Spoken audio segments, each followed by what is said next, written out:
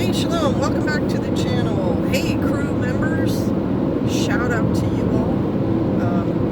I'm traveling with Pastor Joe. He's driving, so I'm being safe. Well, someone did comment on that, and they had a point.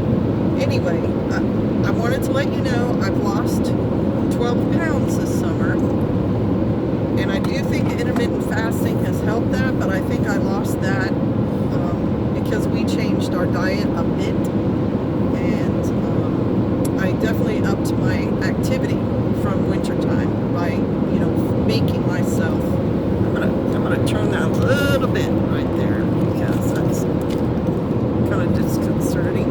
Now you're more in the picture. Because I upped my activity level by making myself have to walk to my duck area. That's about a mile a day. Anyway, Pastor and I, when we go on these trips, sometimes we get onto topics and we discuss. And then all the time.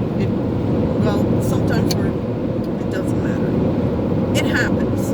And this time around, we started talking about people in general because we walked into a gas station and we are what do you call this? Reservation land. And so there are natives who are, everywhere. We're in their area. And we look different. And yet nothing in the surrounding area was different from pretty much everywhere we travel in this part of the country. Farms, cattle, fences, silos. Laid out the same, look the same. Laid out the same, look the same. The barns are the same. The vehicles everyone's driving is the same. The foods they're selling is the same. Some of the names of things are different. And it struck me, and yes, I know, I'm almost 60. Hello. I'm just this person, right? Just because the skin color is different, we are basically living the same life. Everyone who lives in America is living a very similar life. We're eating very similar foods. We're shopping at very similar places. We're wearing very similar clothes. Give me that. I mean, people in LA are wearing brand new, wonderful. I think if you say in regions of America, it might be that. Sure, highly tailored clothes, but it's either rayon or nylon, silk, cotton, polyester. Because I've done a video on it, we do live in a closed world. Like, there are boundaries to what we are capable of doing, wearing, eating. No one's come up with anything new or different, and if they do, it's usually something synthetic and not better. So, we were talking about what makes people have differences. And you know what, there's probably a National Geographic special on this. I think you should do one. It's not new material. Really, geography is the only thing that makes people different. We all eat and drink. We all, get up in the morning and have bad breath. We all have to use a restroom during the day. We have to drink water. Some of us have to wear glasses. Our vision is great. In 1 mile, turn right onto State Highway 28. But we're all Homo sapien. We're all human beings. And because we are so similar, we don't necessarily need to be divided. And I'm sure there's been NPR talks about this and everything else.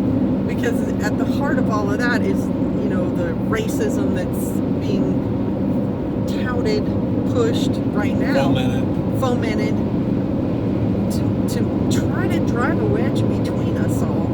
And we don't have to do that. I think it said turn right. I got it. Yeah. We can just turn right onto State Highway 28. There we go. We can just agree to get along. You can have a neighbor who's a different religion, a different color, eats a different food, marries, has a different wedding ceremony.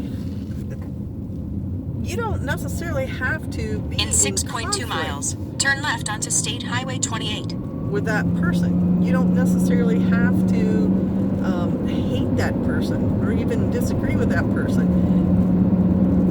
You Live and let live. Right, you can live and let live, and still be a part of whatever group you are choosing to be a part of. And like we said, geographically, you know, the Chinese are the Chinese because they were born in the area that they were, and they have the food that they have, and they've developed as the culture that they have. Just like people in Brazil, same. You know, people who live on oceans tend to eat a lot of seafood. People who live in the middle of countries eat the large mammals that are in the middle of the country. And in, you know, America's case, we've kind of replaced the bison with cattle, because cattle were domestic and easier to deal with, and bison are wild and a little bit harder to deal with. You can still be of that culture. You can still be a Catholic or a Swedish person or a whatever, and still be able to lean across your fence and say to your neighbor, hey, how's your garden doing? How'd your child do on their last test? Are you going to that music thing going on down the hall, you know, on Friday night? You don't have to be a hater. Don't be hating. Haters hate. And we Haters be hating. we also talked about what causes people to be in conflict, at least in the good old days, was simply resources and competition for resources.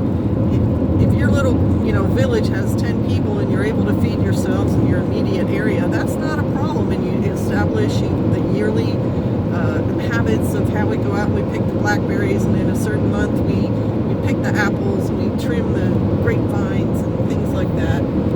It's only when another group of 10 people moves near you, and now maybe the grapes are going to have to be shared, that competition flares up. And there are different ways to settle all that out. You just say, okay, here's our boundary, you get those grapevines, we'll take care of these grapevines.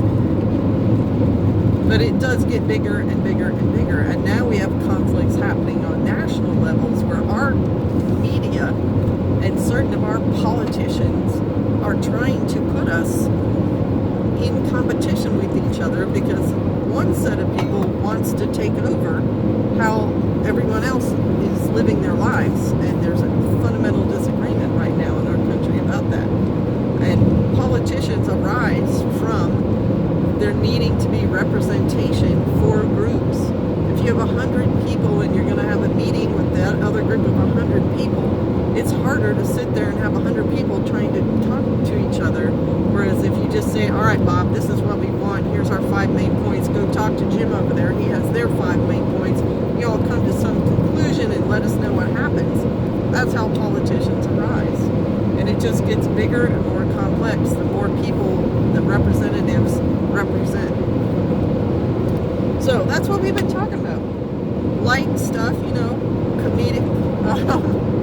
Talking about kings too, now they're super mayors, really. Right, and kings in the good old days, like way back, BC, were really just the head of a city. And the city could have a few hundred people, there could be a few thousand, there were even cities with multiples of thousands. And every once in a while, that king, super mayor person may decide, hey, I want to have control over, I'm in Ur and I want to go up to Babylon and take Babylon over and have those resources and have those people under me, supporting me as the king. And that's where competition's been around forever and ever and ever. It's just It's not going anywhere. right how you choose